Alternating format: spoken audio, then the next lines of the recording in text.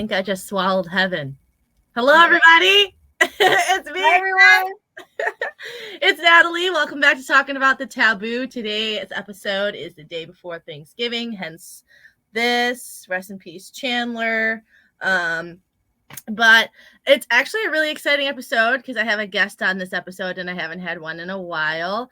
A good friend of mine, Danielle Crisp. You want to introduce yourself professional way, whatever way you would normally introduce yourself. Go right ahead. Hi, everyone. My name is Danielle Crisp, and I just want to say I'm super excited to be able to talk about some taboo today. If y'all have noticed, she's wearing my merch, which all of you guys should communicate. Yes, you know, I didn't even.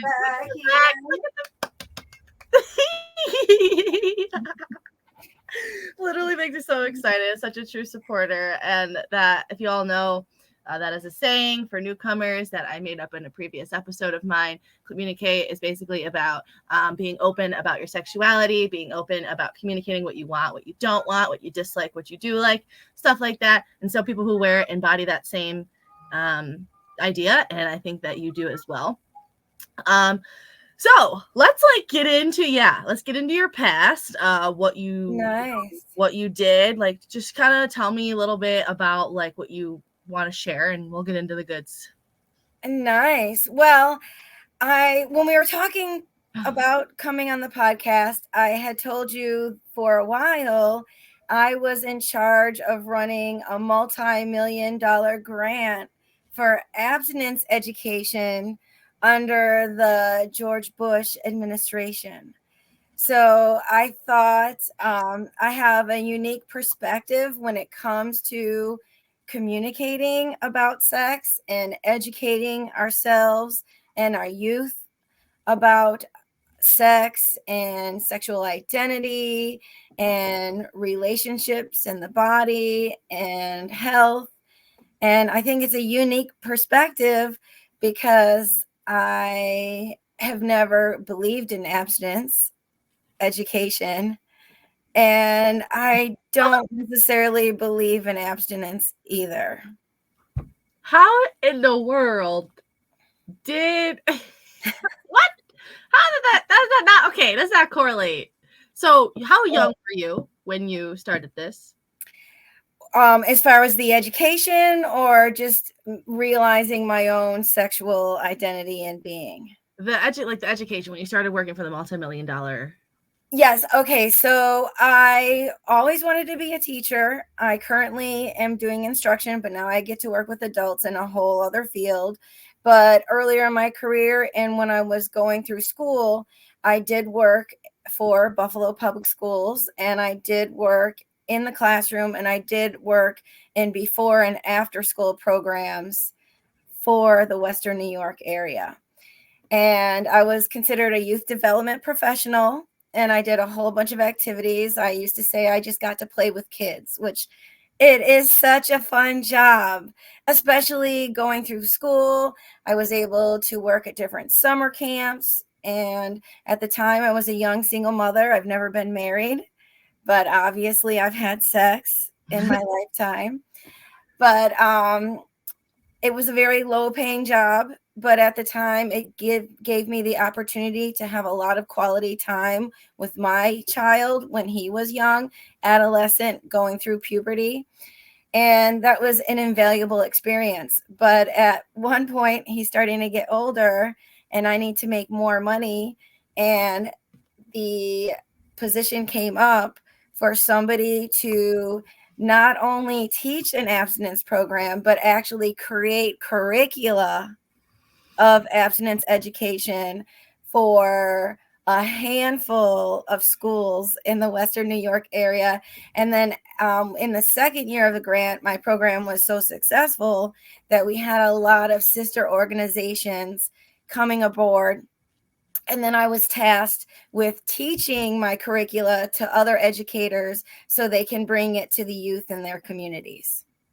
Did you not support it from the beginning, or as you learned about it and preached about it, you learned that you didn't support abstinence? I never supported it. I not even on day one when I was offered the position, But at the time, our location, we had a lot of at-risk youth, and our location desperately needed funds to help support the youth. And although we had been doing other programs for the youth, we really needed those funds, and the youth needed those funds. So it was always my goal to do the most that I could with educating the youth, with staying in the parameters of the law, because at the end of the day, I still had to follow the law and adhere to all the components of the law. So yes, unfortunately, our education did stop at abstinence education, where I thought it would be much more beneficial as far as studies go, comprehensive education, and the support that backs up comprehensive education does lead to more successful outcomes in preventing teen pregnancy, all STIs.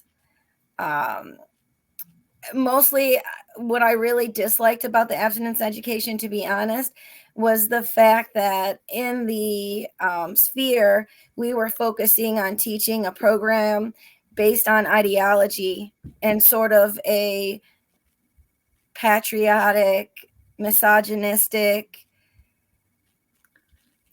ideology that creates shame in children, and it doesn't answer the questions that they legitimately have, or we as educators were not allowed to have those discussions with the youth about the questions they were legitimately bringing to us. I remember health class. I mean, there was that suggestion box. My questions were wild. Okay. I literally was asking why my poop had green in it sometimes. Like, it would be the random, and they would skip deliberately over my questions majority of the time, because now I know why. It was based off of the fact that the law doesn't allow them to. So health class isn't really useful anymore. But I remember we really skipped very fast, paced past the sex topic. It was mostly about health, like food portioning or something. And I never really understood that. And I think it really frustrated me even now to this day. And I remember it even now to this day. But I also know the psychological part behind telling somebody not to do something is that they're going to want to do it anyways. So I'm not quite sure. How did you handle, how did you preach it in a way? What was the actual curriculum for this? And how would you preach it in a way where they would want to do it more? The luxury of the position I was in is that I was allowed to create curricula and lesson plans. So I personally had to go to a lot of conferences about abstinence education and sort of shop around for different programs. And although I was obligated to show certain things, that I was like, man, I just really don't want my kids to see this. I'll give you an example. And I do remember this is my least favorite thing that my kids had to do in the program. But you put your kids through this program too. Well, yeah, my son was also in the program. Wow. Okay, go ahead. Sorry. But I will tell you that my son, because he is my son, he did get comprehensive education from me. I did as much education as I could as far as abstinence in the program. And then he was always very open with asking me questions and talking about sex, which for me, I was raised to parents who are open-minded but conservative, and they never really talked about sex with their families. So when I was young and going through puberty, I would ask them questions, but they wouldn't have answers for me, or maybe be too shy to talk to me, or question whether I'm too young or if this conversation is age appropriate. But if children are asking, then it's age appropriate for us to give answers to their questions, and not feed them sort of propaganda that teaches them shame. When I was young, I was raised as a Catholic. Okay. And I was told by religious leaders that masturbating was sinful. What? I was told, and I was like, I am having these feelings, but I don't want to go to hell. What? You know, and Ah. obviously marriage outside the, sex outside the institution of marriage is also Mhm. sinful. To the church. And To the if church. you participate in sexual activity before marriage, then if you're a girl, you know, you're fast or you're a slut, or you're left with having these feelings and having these questions and no one really to turn to, especially like for those who are sexually assaulted.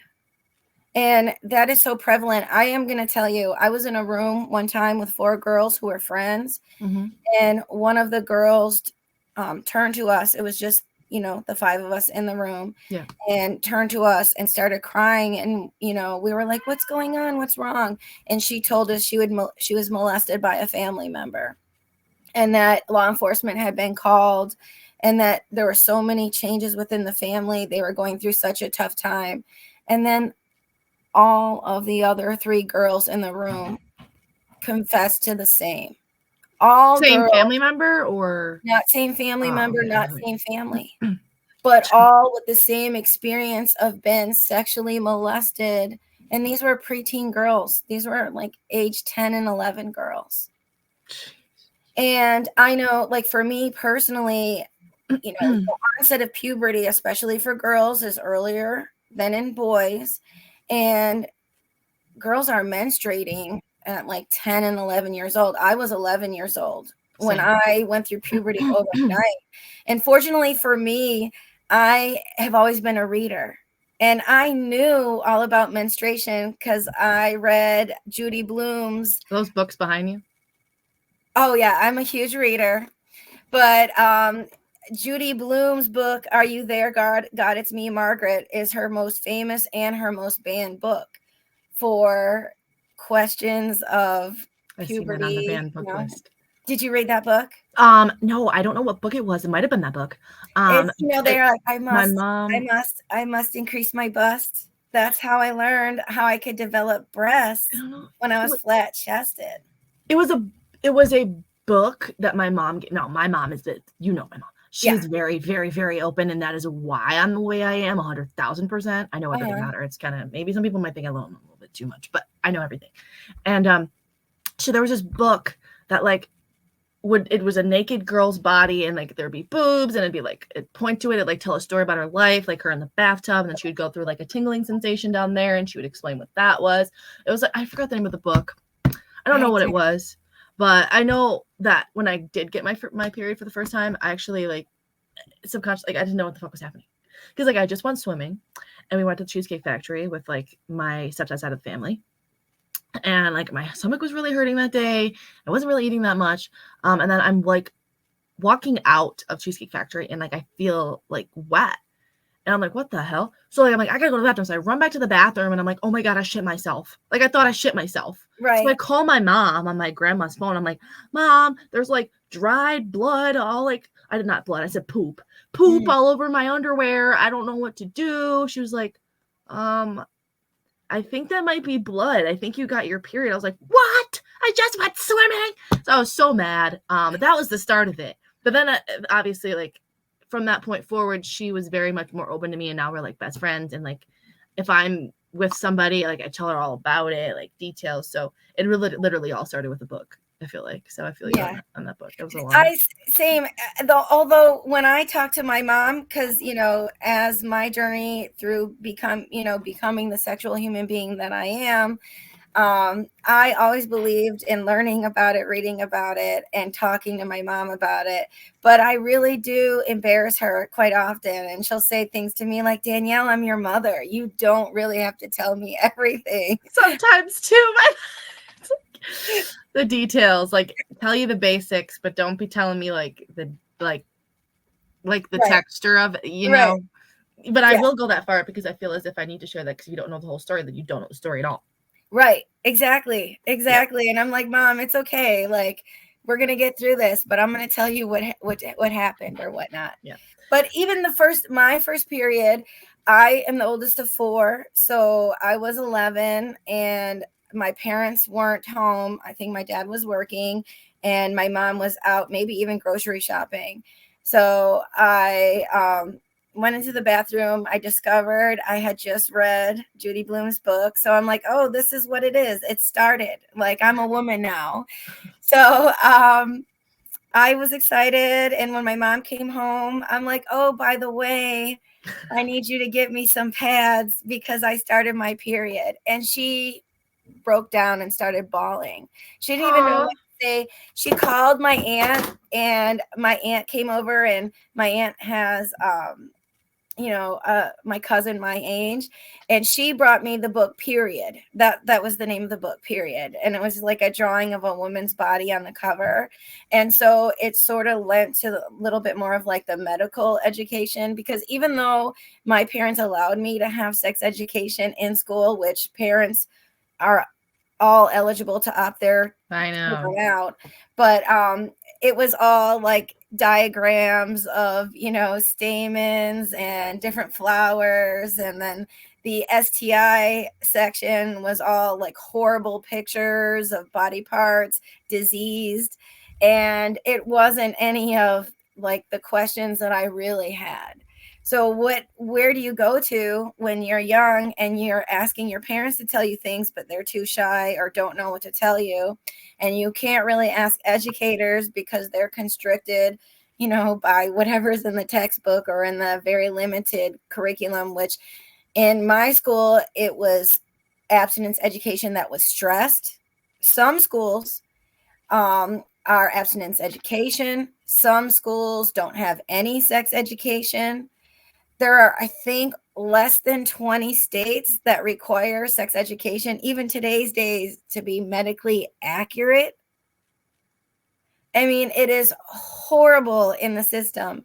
And, although proponents have done things to try to encourage comprehensive, medically based, science, led sexual instruction, there's so many times where we get new politicians coming into office.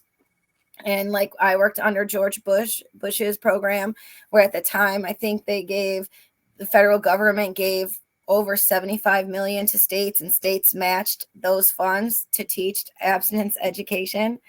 And then during a period of time, we did have more progressive political policies where they approved different studies and metrics to find out like the correlations of education and outcomes. Like, does abstinence education reduce teen pregnancy? But the outliers are outlying. Like, right. Do they decrease STIs? Do they decrease number of sexual partners before people mostly get married? And no, because children are having sex at the same age. Some places, even states in the country now, you're allowed to get married at 14 years old. But the average age of marriage in this country are the late 20s. And do I think we should deprive ourselves of those experiences and learning about ourselves and relationships and partners before the age of 30? No, I don't. I would never.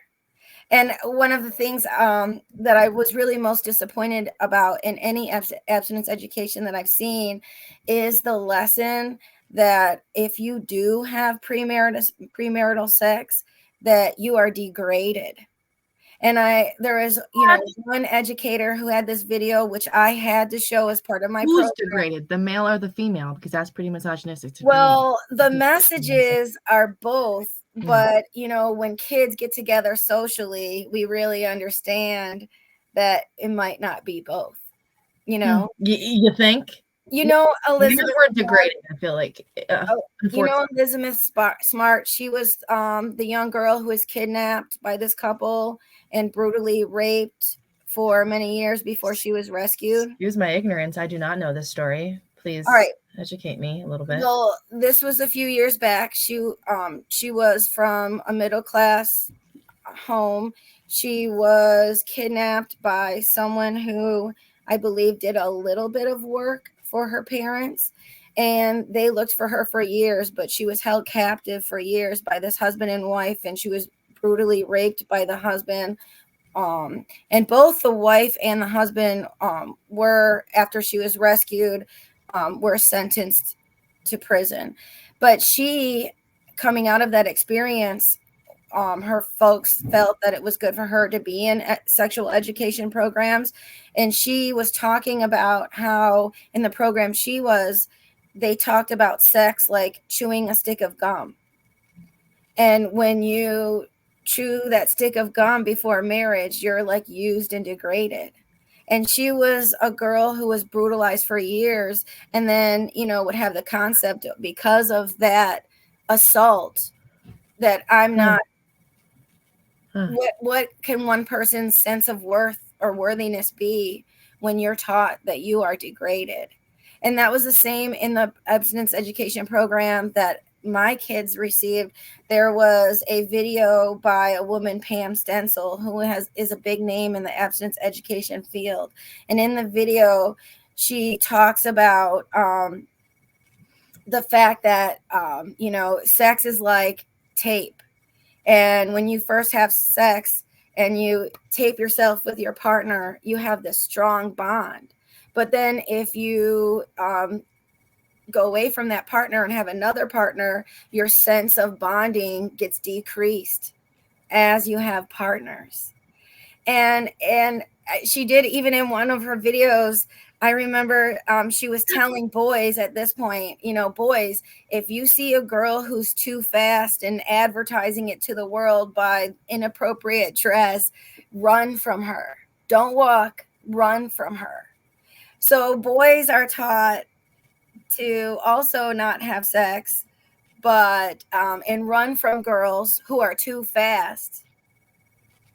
But I don't see in the culture how there's any real condemnation of any usually boys who have sex. Now, when it comes to LGBTQ, that's a whole other story. And what I'm really concerned about is the fact that now legislation is not just passing laws about abstinence education or the requirement of abstinence education as the only sex ed or part of your sex ed program. But now, like in Florida, last year, they passed the Don't Say Gay bill. Yeah. And at first, it was only supposed to be for kindergarten to third grade.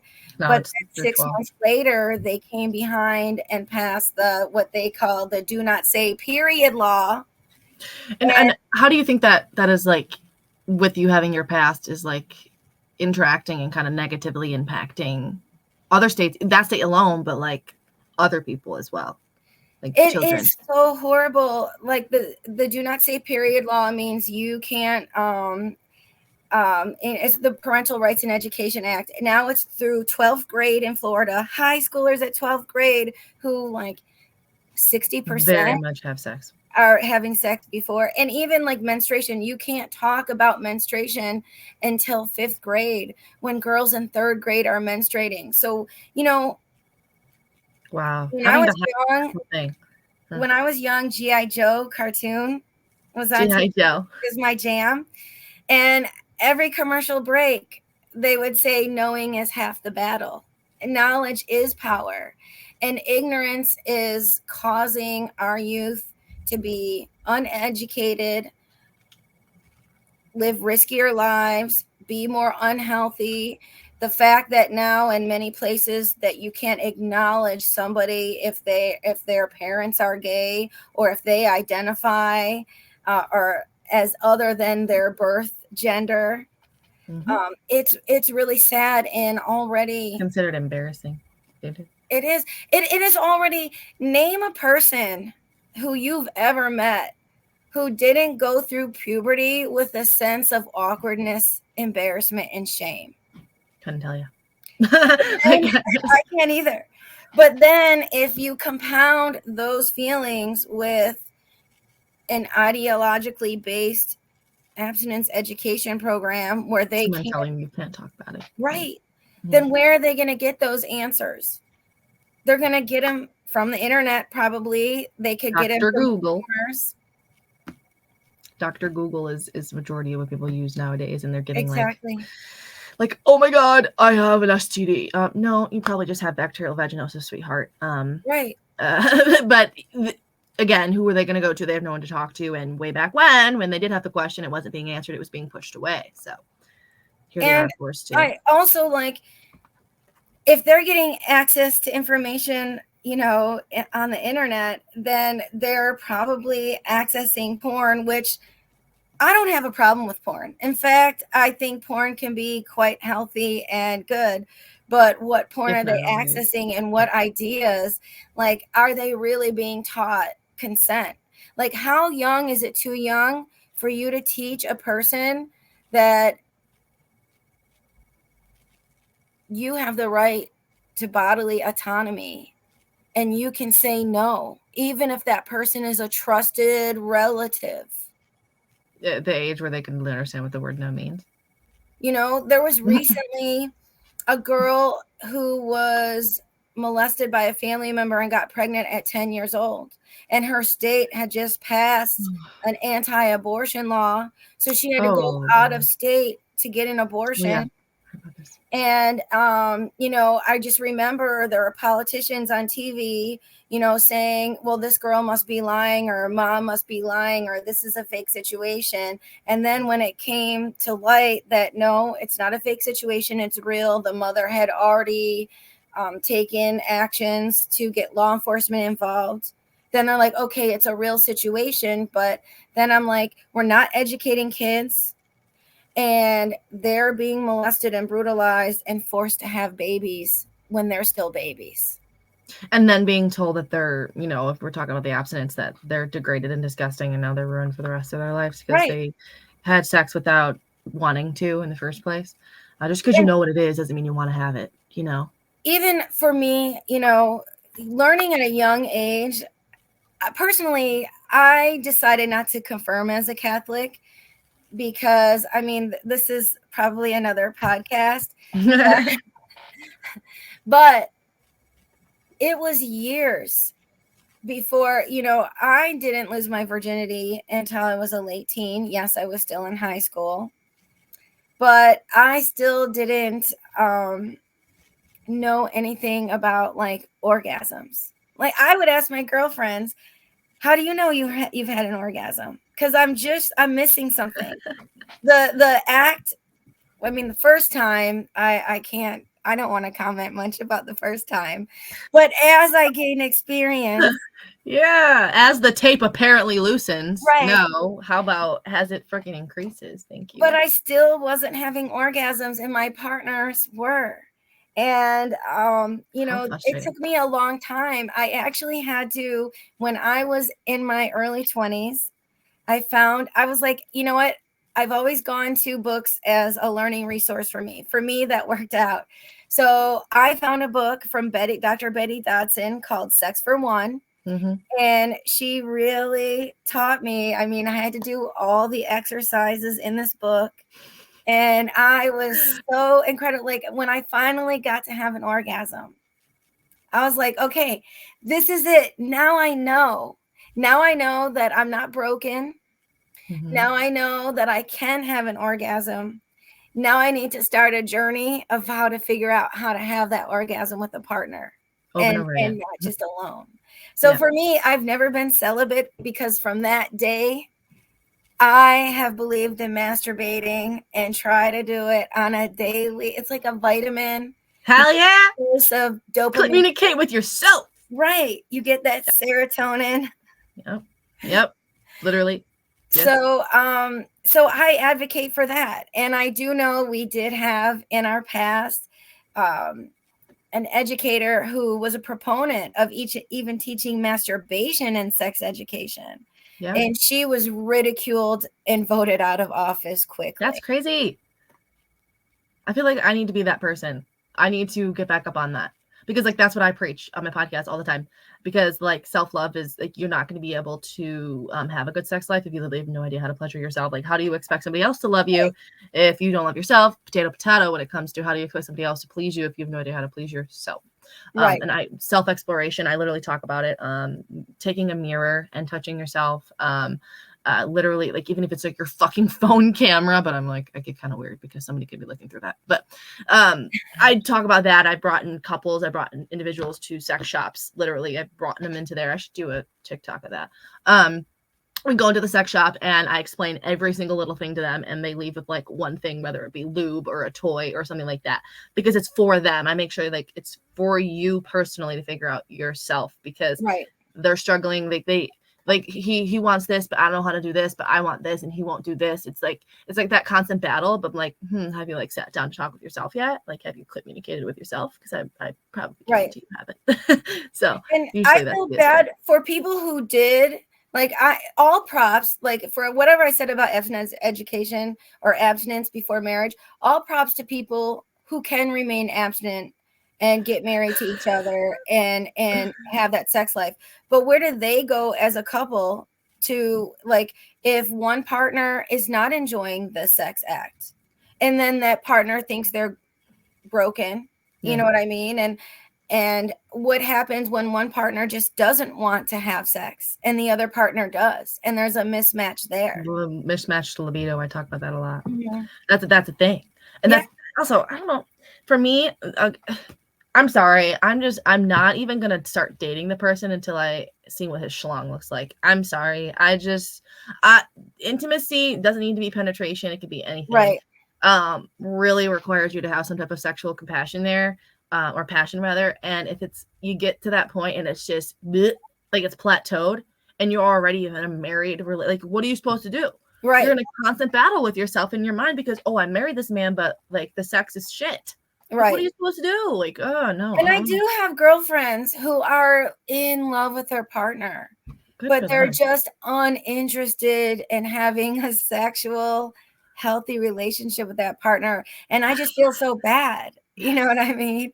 I'm like, well, maybe your partner might be interested. Like, one time, I was talking with a girlfriend and I'm like, well, maybe you can introduce some toys. Like, honestly, for me, I have seen a lot of different ships in the ocean, but I have discovered it really is not the size that matters. It's really what you do with it. And for me, it means lots of foreplay. Yep. It means a lot of clitoral stimulation. So even if you're not blessed with, like, porn size schlong, yeah, I have had the best orgasms with a just very average schlong. That's what I prefer anyways. But one who knows how to use it, to bring pleasure. If you don't use it, you lose it. Of course. I mean, it's very hard for many women to have orgasms with vaginal intercourse anyway. But a lot of women don't know that. So there was an episode that I have. It's called, you should really listen to it. I don't know if you have 9 different types of ways you can orgasm. And I talk about tantric. I'm having somebody come on. It's not this week or the next week, whatever it may be. She literally preaches about tantric sex. And I think that's beautiful because you know what? You literally aren't even touching them for tantric orgasms. Sometimes. Right. Like, you can like stare into their like eyes and just like breathe the same rhythm and you will have a tantric orgasm. Like, I talk about that. So a lot of people don't understand, correct, that like if they're penetrating and like they feel nothing, like why are they not? For me, my G-spot's your best friend. Like, I love penetration, but it takes a lot more work outside of that. But most women, like, when they ask me about it, they're just like, I don't feel anything. It kind of hurts if he goes too deep. And I'm like, well, then you figure out other opportunities. And that's where I talk about sex toys too. So interesting that you say this. But, I have a girlfriend who I was like, well, I have a collection. And I was like, you know what? I'm always interested in shopping around for new toys and new experiences. So we went to the store one day and she bought a couple of things. I bought a couple of things. And we went back to her place and her partner was there. And he was really offended. Oh, wow. Okay. Yeah. Like, I feel like maybe the fact that she was trying to introduce sex toys was for him, gave him a feeling of like, I'm not adequate because I don't need those toys. when it's not always about you. Yeah, it's not about you. It's about both of you. Or if you have more than Interesting. one partner, it's about all of you. Some people think that people who are absolutely out of their damn mind, but think that masturbating is cheating. Right. And I've heard that. Like, I've also heard, like, you know, the idea that if someone watches porn, that's cheating. Yep. Or you know, I do from my old Catholic days. I remember something about even thinking about it in your sex, like fantasizing is cheating. Oh no. That's When stop your subconscious. We're not in the matrix. like, I actually had to learn how much sex really did involve your brain. You know what I mean? Because at first I'm like, it's just the body. It's literally so cool. If you look at like a when I was in school, I looked at a brain that was like just like regular like resting, and then I looked on like a turned on brain, the fucking axons and that thing. Oh my god, it's so cool! I love the brain. I love it. I had my favorite teacher who studied the brain, and I asked her so many questions, and it is so interesting. Like what can? Oh my gosh, I can't. That's another podcast episode. I should talk about that. Yeah. I feel like the work that you do is really invaluable, because talking about the taboo turns it into acceptable conversation, which is really what we need to be having with ourselves, with our parents, with our children, with our partners, with the youth. So, you know, like, misery loves company. And if you have a bunch of people in this world who are horribly misery or filled with misery, what kind of world are we all going to live in? But if you have a world where people are educated to be healthy, happy, loving, kind, considerate, understand the concept of consent, which I think is one of the big things lacking, you know, we really need to understand, everyone needs to understand that we're allowed to draw boundaries. Yeah. And keep them, and don't feel bad if you have people who like have a big heart. You know that someone's a good person, and if they feel bad for doing what's best for them. And I learned that the hard way. So yes, I agree. But when you find yourself in a place where like you're blaming yourself for certain things, you know that that's just like your subconscious, and that's like the microaggressions that you're like enforcing onto yourself, which is a lot of the times like we feel like we're like an imposter, or like we shouldn't be feeling the way that we feel, and that's just based off of society. So it you get in like a really rough like headspace with yourself, and you find yourself lost. So it's important. Do you, by any chance, are you a fan of Sister Wives? I don't know. Probably not if I didn't know the name of that. Should I be? Should I read this? Well, I have recently started watching the seasons. I think it's is it the blonde guy? Yeah. Yeah. Oh yeah. The one that's divorced, and oh my god. Yeah. Yes. And I was just recently watching an episode because, you know, their polygamous marriage has, for all intents and purposes, imploded. And from what I understand, he is now just in a monogamous marriage with his youngest wife. Wow. And throughout the show, like, they're in season 18 now.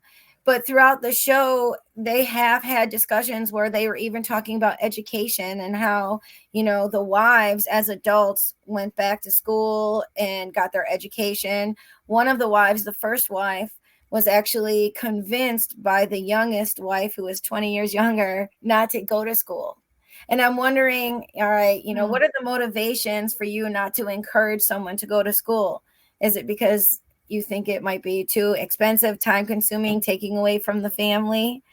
But what the wife who first divorced Cody was talking about, how, you know, her family was one of the big names in their church, which, you know, I believe they're part of the AUB, like the Mormon tradition, which is like which is a religion that believes that the second coming of Christ is upon us. And that why do you need to even worry about an education? Like, your role as a woman to get married and have children.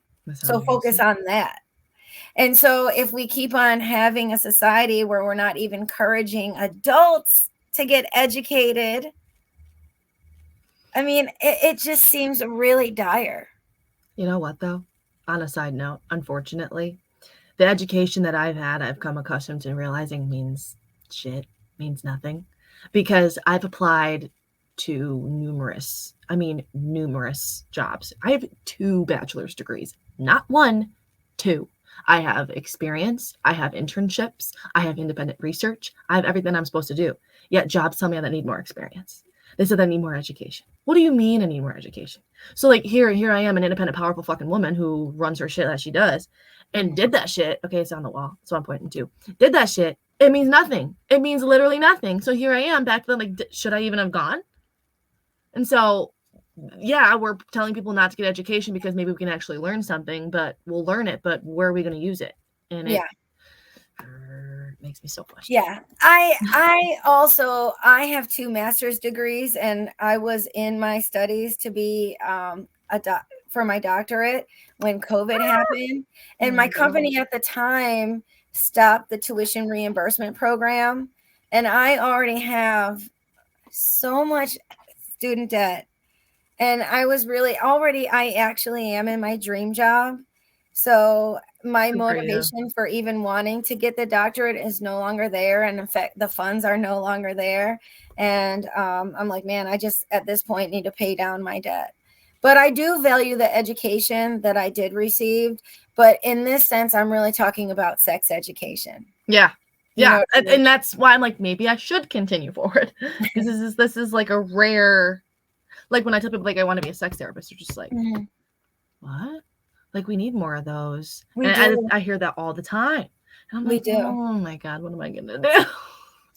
And we need to have a people who are more open and willing to even go to a sex therapist when they have issues. Yeah, because there's that shame and embarrassment that the societal standards implement into you. Right.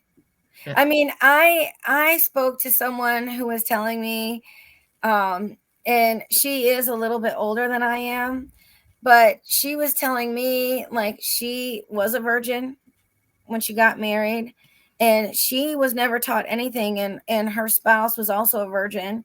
They didn't know anything, but she was so embarrassed just because of maybe not having discussions when she was young that she felt that she had to have sex with her partner wearing her nightgown for the first few years of their marriage.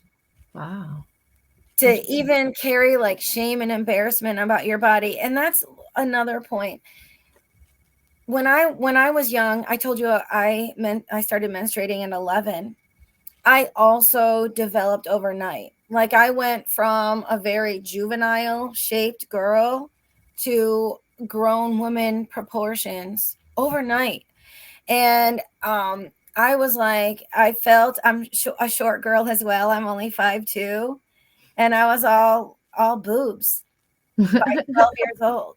And I would literally, and this is deja vu in the worst way. There are so many instances that I can remember of getting off the yellow school cheese bus at 12 years old and having grown men in cars honking at me, stopping their car in the road to talk to me. Ew. And how do you negotiate a world where I was being sexualized in the worst way? Because of your boobs. And didn't know how to handle it. At that point, I'm like, well, I can't go to my mom and my dad and ask, how do you handle it when this happens? And I was pretty much in my group the first one to develop, so I didn't even have any friends to ask about it. I actually, one time, I was in Italy, outside of the country, and I was walking with a relative who's from Italy too, an older generation. And there was someone, a guy who, as we were walking by, he grabbed my ass.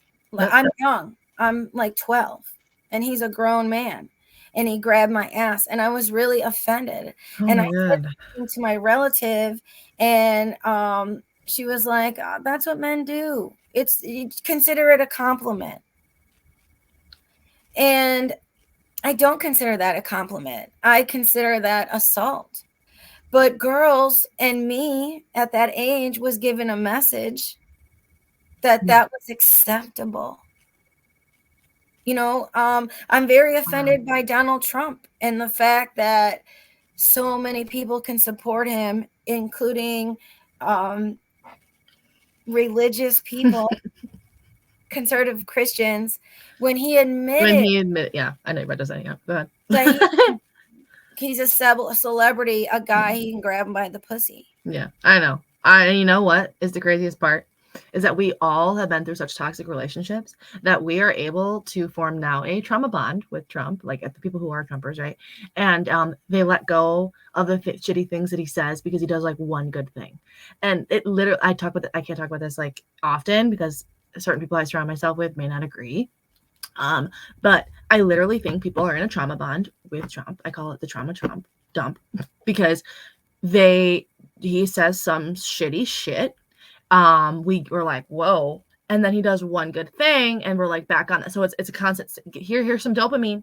Here you go. And then you get cortisol because you have a stress hormone. Oh, here's some dopamine again. Here's some good stuff. And then so it's always like that back and forth thing. And no matter what he says now, he can come back from it and he knows it. And that's how a narcissist like literally works. So I talk about that a lot actually. So it's great that you said that.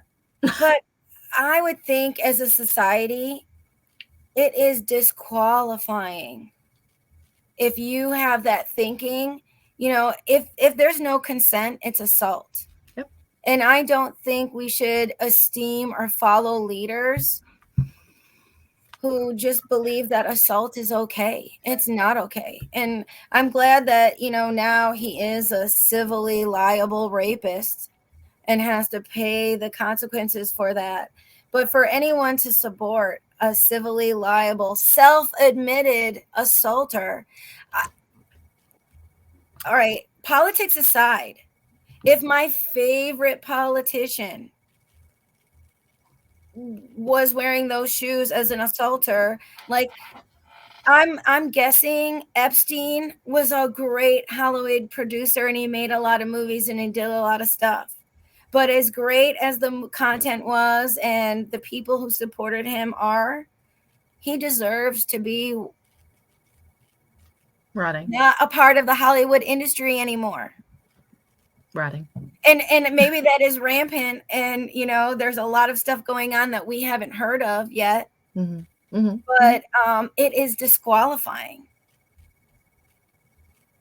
for any office. You know, this is a person who may be determining what sexual education is going to be for the following years for our youth. Yeah, talking about degrading women and, you know, what is okay and what isn't comes from someone who's in office that says grab it by the pussy is the correct way to, you know, approach a woman. Yeah, no, I hate politics though. It aggravates the living kajibis out of me. I talk about it on a level where I try to form it to the psychological part of it. What goes through their head, what could possibly, like, the why of it. Why are they talking like that? Why? So like that's just, but if I'm constantly like trying to find out why, like I'm not getting anywhere. There's really no why. They're just fucking stupid. Certain people shouldn't be in certain situations, but I'm ill-educated about this stuff because I think I choose to be. But I don't necessarily, my view is I also like have a weird affinity to finding out about cults. Like I watch all the documentaries. I saw everything on NXIVM. I saw everything on Scientology. I love that you love to learn. That's great. I saw a little bit about the 7M dance cult. I don't know if you've heard about that. But I love dance too. That's another thing that. Yeah, I wanted to get into that. Like what you did, what you do now, as if you had preached about abstinence, and now you kind of gone from what I know into a little bit of a different direction. Yeah, definitely. I do want to say, but back to the thing about cult. In the underlying message that I would say for people who are victim of cults is not that they ever were stupid, but they were bamboozled. And sometimes you can be so smart and you're trying to, like, whatever message of your trusted leader, you're trying to, take that in, and, you might have cognitive dissonance, but you're really trying to make that make sense in your head. But by the time you're that entrenched in the cult, your head is fucked up with propaganda. And I feel like that is the thing with Trump. It is a cult of personality. So yeah, I think he could literally, like he said, murder someone on Fifth Avenue and still have people follow and support him. Yep. Something we're dealing with. So it is really sad. But getting back to dance. So what do you do now? What awesomeness, dream job you're talking about? I know we were talking, you said like dance. Tell me about it. I want to know. Well, dance, I've always loved dance also, from when I was a little girl. And even as an adult, I actually, when I was a teenager, got into martial arts, and I was really interested. I've taken a few martial arts classes, and I did love it until one day in class, I had my elbow dislocated. And that made me not like it as much. I have a low pain tolerance. Like, that's definitely on my kink scale, very low down on the list. And after that, I'm like, man, this is an expensive hobby. I really messed myself up. I think I'm just going to find a hobby that's a little bit more gentle. And so I was like, you know what? I always loved dance. I'm going to do stuff with dance. So I did. I started taking different, like, my favorite all-time dance still today is the Argentinian tango. Do you know anything about the Argentinian? No, but you mean like just like the well, the dance itself, but the history of how. All right. So I am not an expert. Okay. I'm just somebody who really loves it. But and I feel like this does tie back to sexual education, even in the United States. Oh, it's essentially dancing is a way to stay living in pleasure, and I talk about that all the time. So yes, go on. Sensual. Well, it started basically, even say, let's look at the Great War, World War I. You had a lot of young soldiers leaving their families, leaving their home, going to a place where all around the world at that time, good girls were taught you have to wait till marriage. And there were big, big consequences to not doing that. Yeah. So there were a certain amount of population of girls who ended up being prostitutes and, living the nightlife. And because there were so many sexual partners, that's where you're getting a lot of STIs, because the same soldiers or group of soldiers are having sex with prostitutes, so they were bringing it back home to their wives. And that's when, at least in the United States, our government stepped in and were like, where did sex education start in this country? It really started with our military members in the military. But as they created laws and required more compulsory education to the age of 18, now all of a sudden you have that same age group of people who are captive audiences. And so now sex education goes to the school. But back in the day in Argentina, there were so few prostitutes, and there was so many men interested in getting nightly services that there was a lot of competition among the men to attract the prostitutes to choose them for the night. So that's how the tango evolved. Tango was the way for men to show the prostitutes that they have the moves to not only, give them a little bit of money for their services, but also a lot of enjoyment for their services. So it's a very sexual dance. It is all like, of course there are, competitions where you're going to have choreographed numbers and you're going to do a lot of lifts and jumps, but traditionally it's not. Traditionally it's about intimacy. It's all improvisational. It's all about reading your partner and leading your partner to the next body part that you want to touch. It's all about your core connection and looking into each other's eyes. It's like tantric a little bit. It is amazing and beautiful. You should watch some videos. Maybe I'll share some videos. Please do. I see a lot of like improv with just like you get like random song, random partner, and it's all over TikTok, and it doesn't seem like it's Argentinian tango, I think that's what it's called. But it's something, and their bodies they're strangers and they're moving like perfectly together. And it's absolutely insane. I think improv is something. Improv dancing, especially. Woo. Yeah. And there is, to establish clarity, there is also a non-Argentinian tango, more like a westernized version of tango, and they are different, although they do have some same mechanics. Yeah. We have two-stepping. I line dance. I'm literally going to be line dancing after this.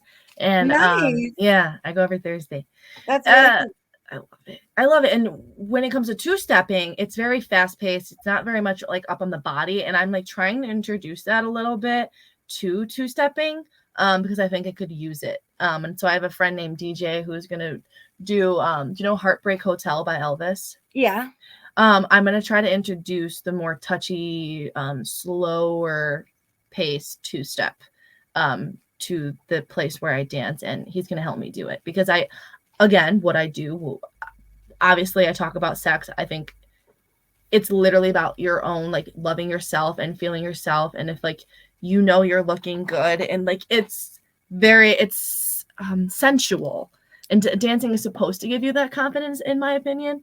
So I'm trying to introduce that, but I don't know what I would call it. Sexual two-step. I don't fucking know. I like it. I'm for it. We'll see how it turns out.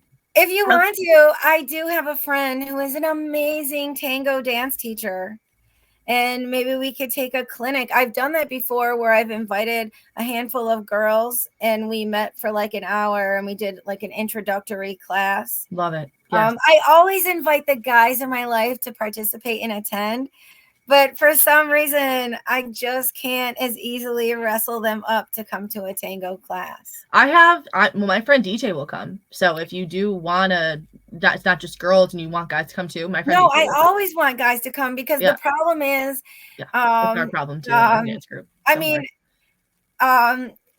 There's a leader and a follower, and traditionally the male is the leader and the female is a follower.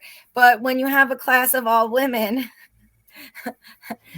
you have to, like, if you're a more experienced tango dancer, you have to be the leader. And I am not the best leader. I'm too inexperienced. Although I will say the most interesting and unexpected moment, one of the most interesting and unexpected moments in my life is I took a workshop with a couple from Brazil, visiting from Brazil, teaching tango, and they do have a tango dance studio in Brazil. So it is my goal at one point to actually go there for a week and take like a week-long workshop with them. But so I'm very new at this point when I'm taking this workshop, and it's the end of a like 2-day workshop, and I finally get to dance with the master. And he made me feel like I was a master. It was amazing. The way he just moved his body, and it was such a turn on. I was with his wife being like, how do you do this?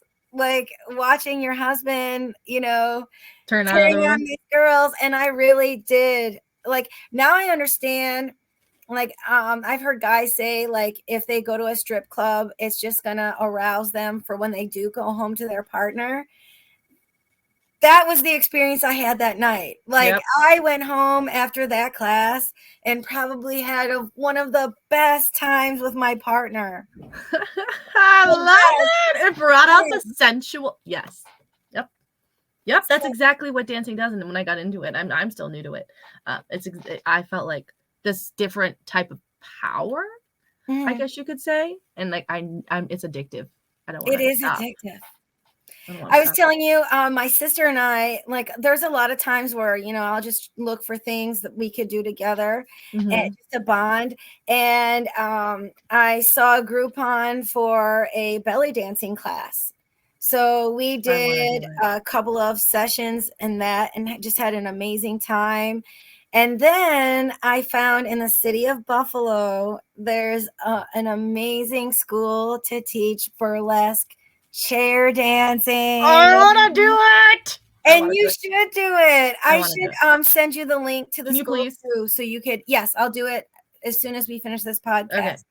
But it was so fun and so amazing. And I have she also does performances in the area. And I just love like the empowerment, the confidence building. And the thing is, I know in our culture, like we've gotten to a place where we're thinking like, what is sexy? Is it a super thin model, you know, who can fit in a size 0 and walk down the runway? And I thought, well, that's not me. That will never be me. I don't aspire to be that. I mean, I'm 5'2". I couldn't even be tall enough for that, much less skinny enough for that. But it really does teach you how to love and appreciate what you have. Now, I do have a girlfriend who I'm like, come to this burlesque class with me. And she was like, no, I don't want to go. Like I feel too fat and uncomfortable. Like I wouldn't enjoy myself. Oh my God, it makes you love every part of your body. I know. And I like more than ever now that I'm getting older and like really comfortable in my skin, I am happy to say I don't feel any shame about my body. No matter what it looks like through all its different changes, I'm still happy with it. And I'm still happy that I can get pleasure from it. Cause like I've had injuries and, you know, once you have those, you really can appreciate when you're feeling good. My knee. My knee. Yeah. Yeah. I feel you because like I thought I would never be able to do anything with my like legs again when I had my knee surgery, and now I'm freaking in line dancing. I will say I did just cut off tip of my pinky toe 2 days ago and I'm going dancing, but I'm working. Yeah. We're going to wear the big cowgirl boots today. The ones that are, a little bulky on me. But even after injury, like it gives you another type of power because like I'm a fucking woman and I bounce the fuck back. Right.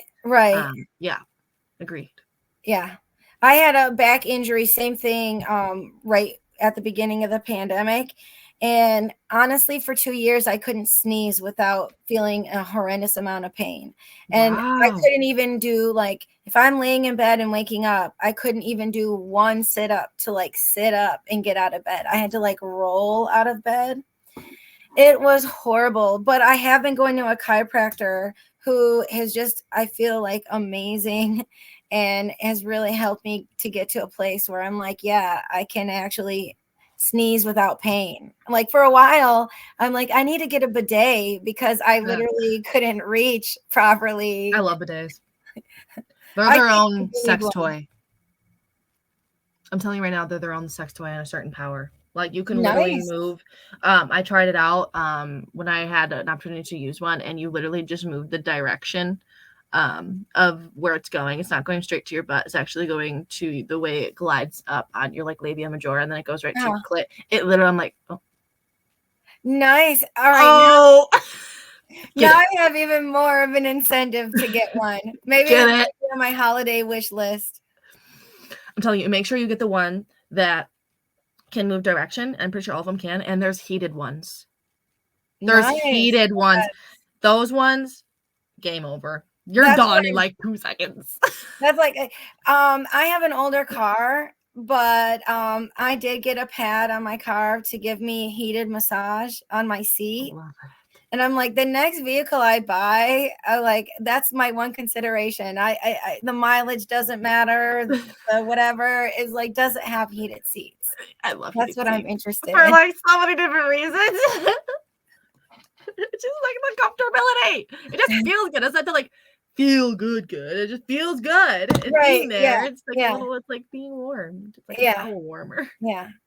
Nothing ruins a moment like a cold shock of water. I could tell you that. Yes. I've been in a hotel and we were whatever and let the freaking water just completely. It was not good. It ruined it. Yeah. We had a whole photo shoot. It was not good. Yeah. No. Anyways, I love that you do the dancing. Yes to the burlesque. Yes to sending me the links to all of those. We should do them together. Sure. The Argentinian tango I want to try as well. I'll actually bring it up to my co-dancer, I guess you can call him. Today I'll bring it up to him because he's like super passionate about dance, and I'm trying to get people more passionate about the dance rather than the drama that comes with it. Right. Because people at the place that I go it's drama. And like him and I try to stay out of it. He's married. But we're dance partners, and his wife doesn't dance. I never really understood that, but to each their own. My ex-partner wouldn't dance. I told you, like, that time I went to the workshop by myself. I came home, I had the best time. In my mind, I'm like, man, I just really wish my partner did like to dance. We are no longer partners, and I am dating a new guy, and I'm really hoping that he's interested in dancing too. There's a such thing as a, listen up, everybody listening, okay? My friend KK introduced something called the non-negotiable list with me. Literally top tier on that list is you must be willing to dance. I don't care. If you tell me that you are too nervous, okay, maybe like you'll actually be willing to do it. But if you're like, no, I'm not dancing, it's a pride thing, like I'm not showing up. I was with a guy once that I was talking to, and he would not even come to the club that I dance at because they played country music, and he's like, I'm not dancing. Okay. Bye. Your loss. So I continue to post videos on my TikTok of me looking sexy as hell, dancing with other people, and that could be you, but you're fooling around. So put that on your non-negotiable list. He must be at least willing to come with you and dance with you and do something that you want to do, and not make you sad because he won't do it. Like, I'm sorry. There's a lot of things I could put on my non-negotiable list. I mean, they also must be really funny. That's a good one. But you have to dance. I'm sorry. I'm wild. I'm free. I refuse to be with someone who makes me give a reduced version of myself to them. I'm just, if a song comes on, I'm gonna sing it. I'm gonna blur it. I don't care if we're wherever we are, what we're doing. I'm gonna do whatever I want to do. Right. And if they are like, shut up, or like, what are you doing? Like, shh, or that type of stingy. We don't want you to talk. No, goodbye. I'll tell you my worst sexual experience. Please. I was with a partner for quite a few years. Okay. And, you know, you're always like, what can I do to spice it up? You know what I mean? Always, yeah. Because you get into a certain routine. And I'm like, and I was like, not that I'm a big talker, and I'm not a big talker, but I think it could be interesting to talk a little bit, do a little bit of role play. And, my partner, was also not a talker. But one time I'm like, you know what, let me just start. And I'll say something and let him know that he's okay to say things, and let's see if we can get into something new. And so I said something, and he didn't respond to me, and I'm like, oh, maybe he didn't hear me. Let me say whatever. And so I said something else, and he's like, shh.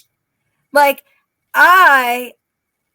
gonna say when he shushed me, I felt like I had a bucket of ice drop. Like I immediately dried up like the Sahara. Yeah. And I'm like this, and it was a pain point. You know what I mean? Because I genuinely love this person. I'd been with them for a long time. And I'm like, well, we can communicate through it.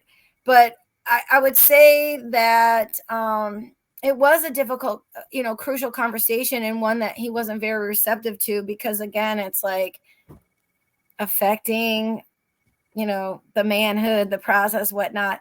So that is my number one on the list, is to have a partner who is open and communicative, and that we can talk through things. Because I honestly felt like I was really young when I got into my last relationship, and you kind of, because I think of the failure to talk about sex as a society, it's just not an expectation or a norm. So often we go, even as adults, go into relationships blind, and we don't know like what turns your partner on, what turns you on. Are you even aligned that way?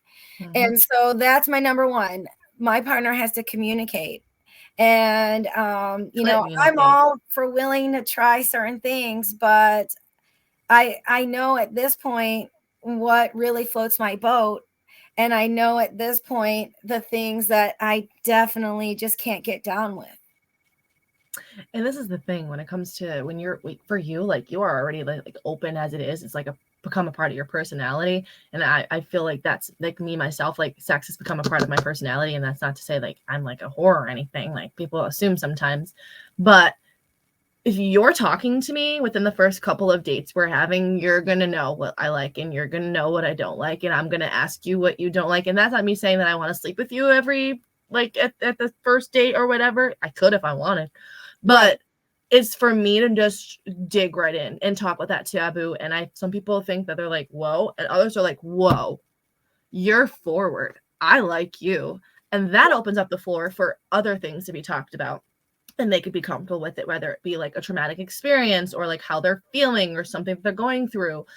That just opens up the floor right away. And I had somebody tell me like I should stop doing that. They told me, you need to like watch what you say when you say it. Like when you tell people that you want to be single and you're like living your life, like what do you think that people are going to think of you? And I go, guess what? I don't give a shit.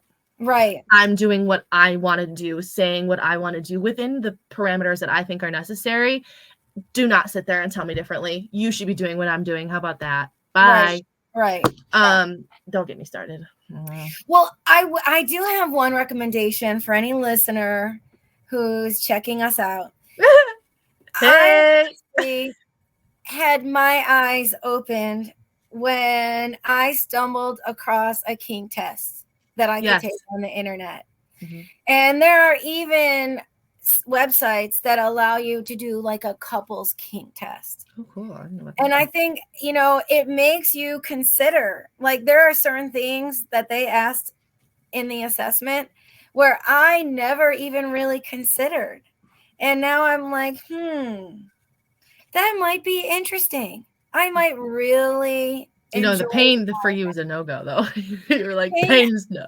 Pain is a no-go for me. I mean, I'll put it this way.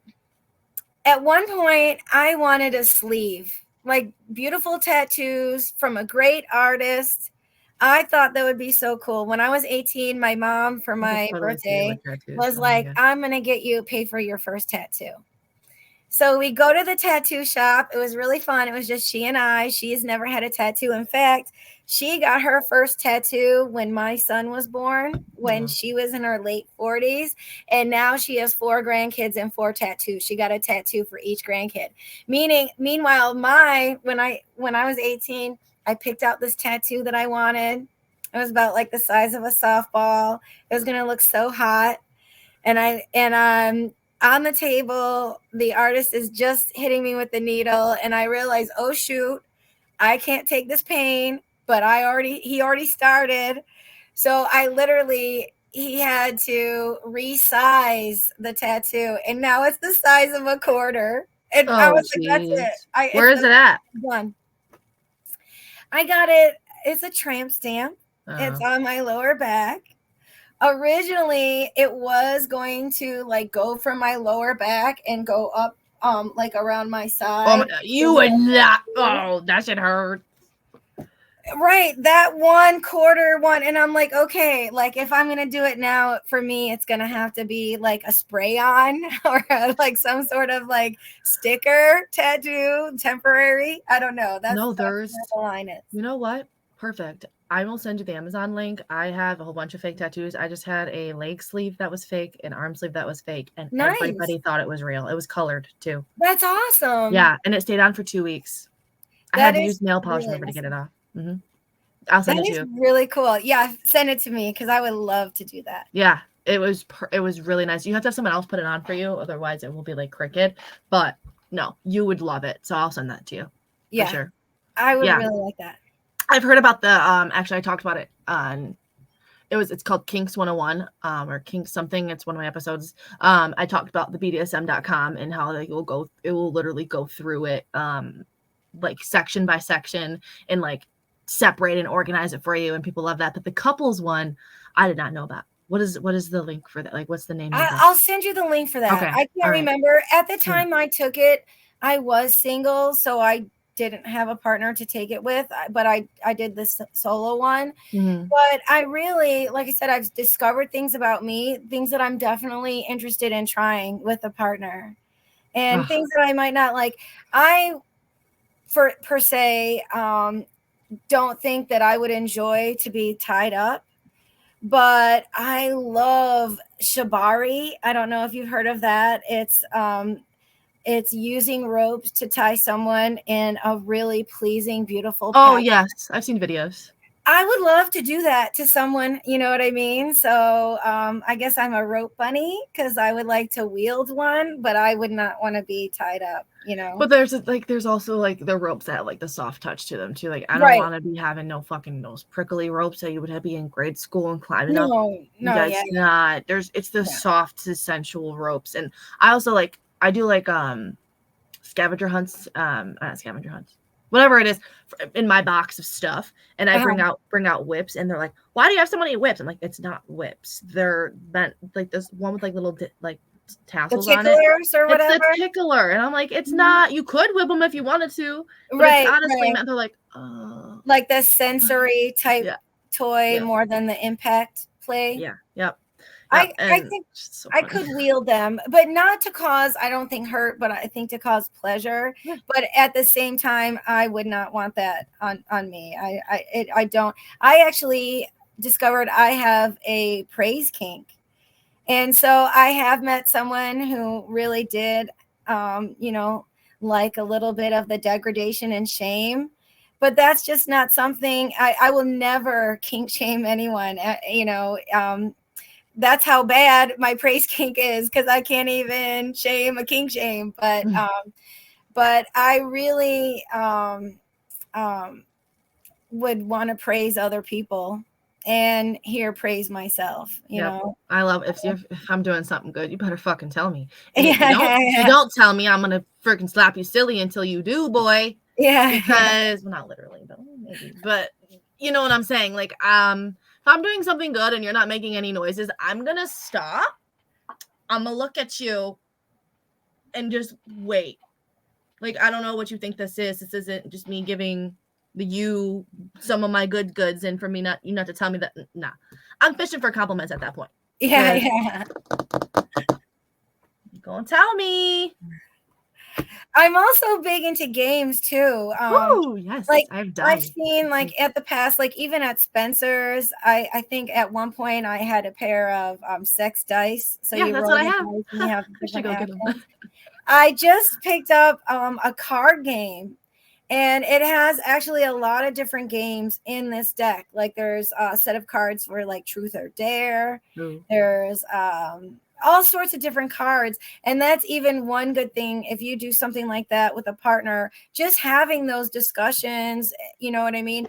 A lot of times I feel people, because they're not versed in talking in sex, they might try to talk at maybe an opportunity that is not conducive to carrying forward the conversation, meaning like, it is nice if you can even have conversations before you're having the sex.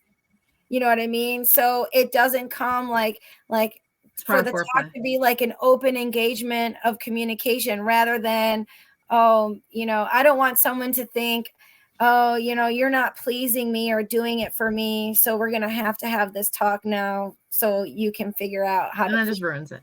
Yeah, right. You need the icebreaker, and the Right. icebreaker is the cards or the dice, or like Right. we talk about, like you really need foreplay. Well, same, Right. because you're not gonna you're communicating from the start. You should be, at least, and if you are being sexual with your partner and you haven't talked about it beforehand, that's where you're saying that, like, you come into the part where like you're getting intimate, and then like you have to stop because it's not going the Right. way y'all planned.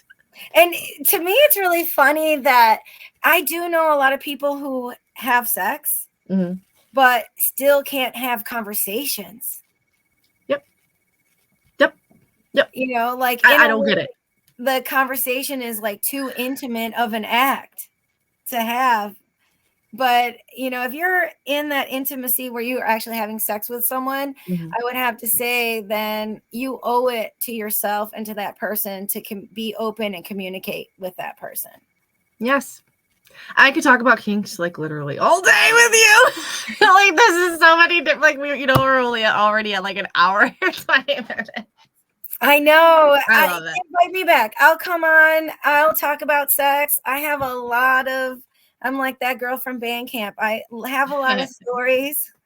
Yes. We can literally do like a story time. I think that would be a really good idea. I've been kind of like at like a plateau of ideas, and that's why I'm bringing on guests like you, and then the person for the tantric. I have a marriage and family counselor coming on as well. Nice. Yeah, I'm doing really well. I'm really proud of myself. But I'm running out of ideas, so I think a story time would be really cool. Like, I don't know what I would call it. You know how I have like a play on words with my titles. Uh-huh. Like, I don't know. I'll think about it, but I think a story time would be really good. I'd actually would bring on actually multiple people. Yeah. For this, it's in my mind. Someone brought it up. My friend KK brought it up to me. About like you talk about stories and stuff like that. So Yeah. that's a good idea. We'll workshop a name. Yes, and we're gonna go to that workshop, right? Yes, I'll go. I'll sign me up. I'm down. Okay, you have, but send me the burlesque thing to For do sure. as well. Yeah. For sure. Anyways, thank you so much for coming on. Thank you for inviting me. This was awesome. I think that your background on, from going from abstinence to preaching abstinence to dancing and talking about sensuality and folks. What do you do exactly? What is your title? Well, I will tell you what, I work for an airline. I know that. I'm an instructor, but I also have, I would say, sex education, consider it these days my hobby, because I really am interested in having and building better relationships so we can build a better world for our children. And I feel like it comes down to communicating with each other. So I don't have an official title for that, but how about you're a human being who's doing the natural human being thing and talking about the taboo? Yeah, I'm definitely pro talking about all the taboos. I love it. I want to thank you everybody for listening today. Thank you for talking about the taboo. I heard from a previous person who I talked to. I just met him a couple weeks ago, that I don't have a sign off. So if you have any ideas for new sign offs, let me know. I have a sign on, which is when I take a sip of my drink and I say, like I just swallowed heaven, Mm-hmm. I don't have a sign off. So anyone wants to give me some recommendations, please do. XOXO. I'll think about that too. I don't know if I have any ideas. We'll I think like about it. love. I'm all about the love. Love. Like my hero, Harry Styles. Oh geez. Harry Styles. Oh my gosh, I love him so much. Just as a person, and I love his openness and his fluid sexuality, and the fact that he does preach kindness, and there's a historical amount of people who come out in his shows because he does create that safe environment in rooms filled with thousands and thousands of people. So he's just someone I really admire for carrying that kindness message forward. I just thought of a sign off. It could be like and remember, folks, always communicate. Yeah.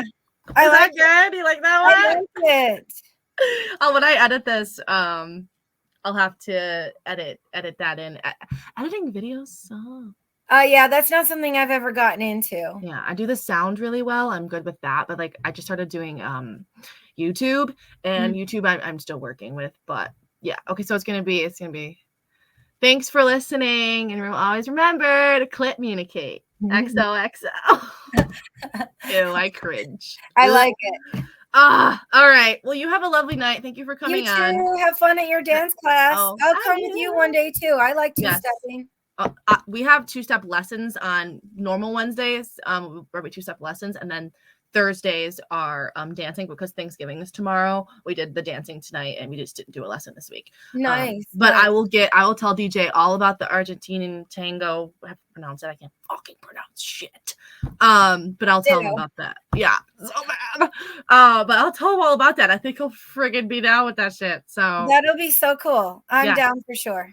All right. Okay. I'm going to end the recording. Hold on. I don't know if it kicks you out, but if it does, let me say bye, audience. Have a great night. Go out there, be kind to each other. Be kind to yourself. Always. Okay, hold on.